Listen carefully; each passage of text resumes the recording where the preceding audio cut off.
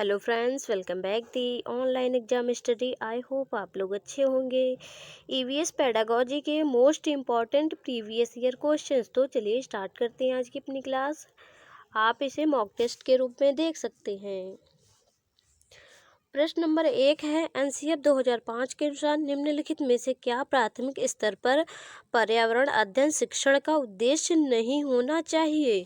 इसके option A, विशेषतः प्राकृतिक पर्यावरण के प्रति बच्चों की जिज्ञासा एवं सृजनात्मक को बढ़ावा देना। ऑप्शन बी है, अवलोकन, वर्गीकरण और निष्कर्ष निकालना आदि प्रक्रियाओं के माध्यम से बुनियादी संज्ञानात्मक और गत्यात्मक कौशल प्राप्त करने के लिए खोजबीन से जुड़ी और हाथों से करने वाले कार्यों में बच्चों को संलग्न करना। ऑप्शन सी है, प्राकृतिक, सांस्कृतिक व सामाजिक पर्यावरण के बीच संबंधों को पहचान व समझने में बच्चों को प्रशिक्षित करना। ऑप्शन डी है, पर्यावरण समझ के द्वारा बच्चों में सटीक संख्यात्मक कौशल को विकास करना। इसका जो राइट आंसर होगा ऑप्शन डी होगा, क्योंकि क्वेश्चन में नहीं दिया हुआ है, तो इसका जो सही उत्तर होगा ऑप्शन डी होगा। प्रश्न नंबर 2 है, पर्यावरण अध्ययन कक्षा 3 से 5 तक के लिए एक विषय क्षेत्र है जो संकलित करता है। इसके ऑप्शन ए, विज्ञान की अवधारणा और मुद्दों को। ऑप्शन बी है, पर्यावरण शिक्षा, सामाजिक अध्ययन और विज्ञान की अवधारणा और मुद्दों को। ऑप्शन सी है, विज्ञान और सामाजिक विज्ञान की अवधारणा और मुद्दों को। ऑप्शन डी है, पर्यावरण शिक्षा और विज्ञान की अवधारणा और मुद्दों को। इसका जो राइट ऑप्शन होगा ऑप्शन बी होगा, पर्यावरण शिक्षा, सामाजिक अध्ययन और विज्ञान की अवधारणा और मुद्दों को। प्रश्न नंबर 3 है, निम्नलिखित में से क्या पर्यावरण अध्ययन के संदर्भ में सही है। इसके ऑप्शन ए, पर्यावरण अध्ययन एक विषय है जो 1 से 5 तक की कक्षा में पढ़ाया जाता है। ऑप्शन बी है, 1 व 2 की कक्षाओं के लिए भाषा और गणित के माध्यम से पर्यावरण का अध्ययन पढ़ाया जाता है। ऑप्शन सी है, 2, 3 और 4 की कक्षाओं के लिए पर्यावरण अध्ययन से जुड़े मुद्दों को भाषा और गणित के माध्यम से पढ़ाया जाता है। ऑप्शन डी है, 1 व 2 की तक की कक्षाओं के लिए पर्यावरण अध्ययन से जुड़े मुद्दे विज्ञान और सामाजिक विज्ञान के द्वारा पढ़ाए जाते हैं। यहाँ जो इसका राइट ऑप्शन होगा ऑप्शन बी होगा, 1 व 2 की कक्षाओं के लिए भाषा जो है गणित के माध्यम से सिखाई जाती है या पढ़ाई जाती है। प्रश्न नंबर 4 है, निम्नलिखित में से कौन सा पर्यावरण अध्ययन पाठ्यक्रम के सुझावित प्रकरणों का उप प्रकरण है। इसके ऑप्शन ए, परिवार और मित्र। ऑप्शन बी है, भोजन। ऑप्शन सी है, जानवर। ऑप्शन डी, हम चीजें कैसे बनाते हैं। इसका जो राइट ऑप्शन होगा ऑप्शन सी होगा, जानवर। प्रश्न नंबर 5 है, विनीता परिवार थीम पढ़ाने के लिए एक इकाई योजना तैयार करती हैं। निम्नलिखित में से कौन सी उसकी इस योजना का शीर्षक होगा। इसके ऑप्शन ए, परिवार घुमंतु परिवार। ऑप्शन बी है, परिवार के प्रकार एकल और संयुक्त। ऑप्शन सी है, परिवार एक परिवार के भीतरी संबंध होगा यहाँ। ऑप्शन डी है, परिवार संबंध, लिंग, भूमिकाएं, व्यवसाय बदलते समय में सामाजिक सांस्कृतिक इकाई के रूप में। इसका जो राइट ऑप्शन होगा ऑप्शन बी होगा, परिवार के प्रकार एकल और संयुक्त। प्रश्न नंबर 6 है, श्रीमती शीतल ईवीएस की विभिन्न अवधारणाओं को समझाने के लिए प्राथमिक कक्षाओं में कहानियां और कविताओं का उपयोग करना पसंद करती हैं। उनके द्वारा कहानियों और कविताओं के प्रयोग का सबसे उपयुक्त तर्क है। इसके ऑप्शन ए, ईवीएस के पाठ्यक्रम को पूरा करना तथा साथ ही साथ विद्यार्थियों को स्कूल आने से पहले इनको सुना होना। ऑप्शन बी है, विद्यार्थियों को अपनी कहानियों और कविताओं को लिखने के लिए प्रोत्साहित करना। ऑप्शन सी है, विद्यार्थियों को भाषा और संस्कृत में विविधता के बारे में जागरूक करना। ऑप्शन डी है, पाठ को अधिक संवादात्मक, दुखद और दिलचस्प बनाना। सही विकल्प चुनिए। 1 है बी और सी, 2 है ए और बी, 3 है बी, सी, डी। ऑप्शन 4 है ए, सी और डी। यहाँ जो इसका राइट ऑप्शन होगा ऑप्शन 1 होगा, बी और सी।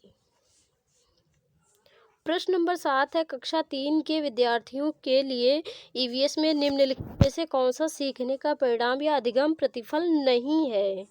इसके ऑप्शन ए अच्छे और बुरे स्पर्श पर अपनी राय व्यक्त करना। ऑप्शन बी है देखे गए अनुभव किए गए मुद्दों पर आवाज़ उठाना और समाज की प्रथाओं से संबंधित करना, जैसे संसाधनों के स्वामित्व में भेदभाव।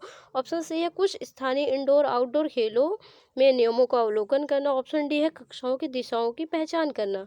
यहाँ जो इसका राइट ऑप्शन होगा ऑप्शन ए होगा, अच्छे और बुरे स्पर्श पर अपनी राय व्यक्त करना। प्रश्न नंबर 8 है एक शिक्षक खाना किस प्रकार से खराब होता है पर एक प्रयोग करता है। शिक्षक बच्चों के समूह बनाकर उनको प्रयोग से संबंधित सामग्री देता है। शिक्षक बच्चों के समूह को क्यों बनाता है? इसके ऑप्शन ए शिक्षक सहपाठी अधिगम का समर्थन करता है। ऑप्शन बी है शिक्षक बच्चों की सामाजिक अंतःक्रिया में सुधार करता है। ऑप्शन सी है समूह अधिगम बिना यहाँ भार होगा के पर्यावरण अध्ययन के अधिगम का प्रभावशाली तरीका है। ऑप्शन डी है कक्षा में अनुशासन को बनाए रखने के लिए समूह में अधिगम एक महत्वपूर्ण युक्ति है। कूट में सही उत्तर चुने। इसके ऑप्शन है 1 बी और डी, 2 ए और बी, 3 सी और डी, 4 ए और सी। इसका जो राइट आंसर होगा ऑप्शन 2 का ए और बी। प्रश्न नंबर 9 है निम्नलिखित में से पर्यावरण अध्ययन में आकलन के लिए कौन सा संकेतक नहीं होना चाहिए? इसके ऑप्शन ए प्रश्न पूछना। ऑप्शन बी है न्याय और समानता के प्रति सरोकार। ऑप्शन सी है सहभागिता। ऑप्शन डी है याद करना। इसका जो राइट आंसर होगा ऑप्शन डी होगा, याद करना। प्रश्न नंबर 10 है पर्यावरण अध्ययन में शिक्षक के द्वारा बच्चों को स्वयं के आकलन के लिए अवसर देना चाहिए। स्व आकलन है। इसके ऑप्शन ए सीखने के लिए आकलन। ऑप्शन बी है सीसीई। ऑप्शन सी सीखने के समान आकलन। ऑप्शन डी है सीखने का आकलन। इसका जो राइट आंसर होगा ऑप्शन सी होगा, सीखने के समान आकलन। प्रश्न नंबर 11 है रेटिंग स्केल में कौन सी तकनीक का उपयोग करता है? इसके ऑप्शन ए अधिविन्यास। ऑप्शन बी है लिखित प्रश्न। ऑप्शन सी है अवलोकन। ऑप्शन डी है जांच सूची। इसका जो राइट आंसर होगा ऑप्शन सी होगा, अवलोकन। प्रश्न नंबर 12 है निम्नलिखित में से कौन सा पर्यावरण अध्ययन का उद्देश्य नहीं है? इसके ऑप्शन ए बच्चों को पाठ्यपुस्तक की परिभाषाएं प्रदान करने के लिए प्रोत्साहित करना।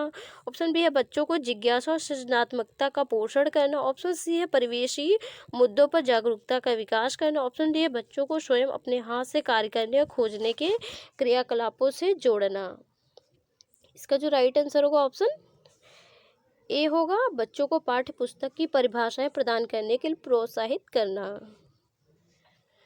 प्रश्न नंबर 13 है पर्यावरण अध्ययन में चित्र पढ़ाना एक महत्वपूर्ण क्रियाकलाप है। निम्नलिखित में से कौन सा संकेतक बच्चों को आकलन चित्र पढ़ने के द्वारा हो सकता है? इसके ऑप्शन है ए अवलोकन और अभिलेखन। ऑप्शन बी है अभिव्यक्ति। ऑप्शन सी है विश्लेषण। ऑप्शन डी है प्रयोग करना। कूट में सही उत्तर चुने। 1 है ए और बी, 2 है केवल डी, ऑप्शन 3 है ए बी और सी, 4 है ए और सी। इसका जो राइट आंसर होगा ऑप्शन 3 होगा, ए बी और सी। प्रश्न नंबर 14 है दिए गए प्रश्न को ध्यान से पढ़िए। क्या आपने अपने घर या स्कूल के आसपास जानवर देखे हैं जिनके छोटे बच्चे हैं? अपनी नोटबुक में उनके नाम लिखिए। इस प्रश्न के माध्यम से किस प्रक्रमण कौशल का आकलन किया गया है? इसके ऑप्शन ए वर्गीकरण और चर्चा। ऑप्शन बी है परिकल्पना एवं प्रयोग करना। ऑप्शन सी है न्याय के लिए सरोकार। ऑप्शन डी है अवलोकन एवं रिकॉर्डिंग। इसका जो राइट आंसर होगा ऑप्शन डी होगा, अवलोकन एवं रिकॉर्डिंग। प्रश्न नंबर 15 है बालक के भाषाई विकास में किस प्रकार सहायक होता है? इसके ऑप्शन ए बालक में अनुकरण द्वारा भाषा विकास होता है और अनुकरण के लिए विभिन्न क्रियाकलाप एवं सामग्रियां उसे पर्यावरण ही उपलब्ध कराता है। ऑप्शन बी है पर्यावरण की बालक के भाषाई विकास में कोई भूमिका नहीं होती। ऑप्शन सी है बालक के भाषाई विकास में केवल उसके परिवार एवं शिक्षकों की भूमिका होती है। ऑप्शन डी उपरोक्त में से कोई नहीं। इसका जो राइट आंसर होगा ऑप्शन ए होगा, बालक में अनुकरण द्वारा भाषा विकास होता है और अनुकरण के लिए विभिन्न क्रियाकलाप एवं सामग्रियां उसे पर्यावरण ही उपलब्ध कराता है।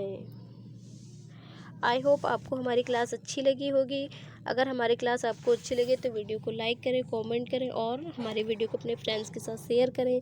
अगर आप हमारे चैनल पर नए हो तो चैनल को जरूर सब्सक्राइब करें। आप हमारे टेलीग्राम ग्रुप से भी जुड़ सकते हैं जिसका लिंक मैंने डिस्क्रिप्शन में दे रखा है। मिलते हैं नेक्स्ट वीडियो में, तब तक के लिए जय हिंद।